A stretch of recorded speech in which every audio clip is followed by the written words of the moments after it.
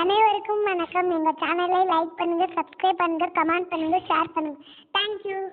இன்றைக்கி நம்ம என்ன பார்க்க போகிறோம்னா மாங்காய் பச்சடி செய்வது எப்படி. அதுக்கு நம்ம தேவையான பொருட்கள் என்னென்ன எடுத்துக்கணும்னா மாங்காய், தேவையான அளவு மாங்காய் எடுத்துக்கோங்க. கடலை எண்ணெய் 3 ஸ்பூன், கடுகு, மிளகாய் பொடி 1 ஸ்பூன், காய்ந்த மிளகாய், கறிவேப்பிலை, வெல்லம், இதெல்லாம் தனியாக எடுத்து வச்சுக்கோங்க. அடுத்து எப்படி செய்கிறதுன்றதை பார்க்க போகிறோம். கடலை எண்ணெய் 3 ஸ்பூன் ஊற்றிக்கோங்க. அடுத்து கூடவே கடுகு ஆட் பண்ணிக்கணும். கடுகு கொஞ்சம் நேரம் பொரிய வர வெயிட் பண்ணணும். அடுத்து கறிவேப்பிலை ஆட் பண்ணணும்.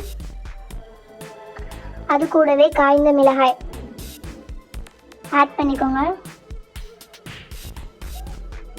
நல்லா கிளறி விட்டுக்கோங்க. அதை நல்லா கிளறி விடணும். இந்த கலரெல்லாம் சேஞ்ச் ஆகிற வரை நல்லா கிளறி விட்டுக்கணும்.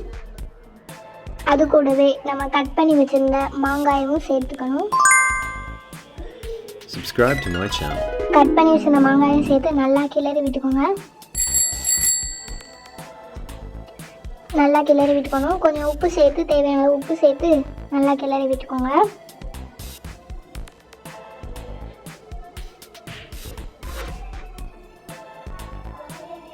உப்பு சேர்த்து நல்லா கிளறி விடுங்க. இப்போ அதை கொஞ்சம் நேரம் வேக வைக்கணும். வேக வச்சதுக்கப்புறம் நம்மளுக்கு இந்த மாதிரி ஆயிடும். இந்த மாதிரி வர நல்லா வேக வச்சுக்கோங்க. அதை நல்லா கிளறி விட்டுக்கோங்க.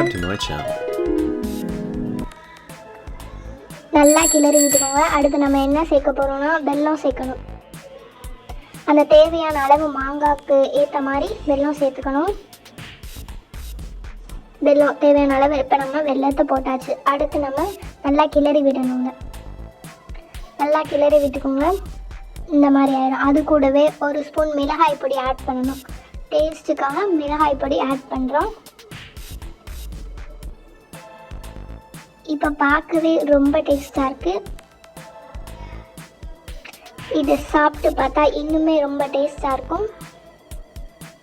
இப்போ இந்த மாதிரி வந்துடுச்சு. இதை நல்லா நம்மளுக்கு வேக வச்சு எடுத்துக்கணும். இப்போ வேக வச்சதுக்கப்புறம் நம்மளுக்கு இந்த மாதிரி ஆகிடும்.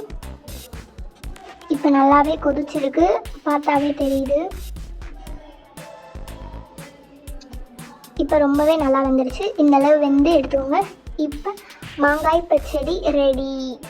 டேஸ்ட் எப்படி இருக்குன்னு கமெண்ட் பண்ணுங்க. மறக்காமல் சப்ஸ்கிரைப் பண்ணிடுங்க, லைக் பண்ணுங்கள், ஷேர் பண்ணுங்கள், கமெண்ட் பண்ணுங்கள்.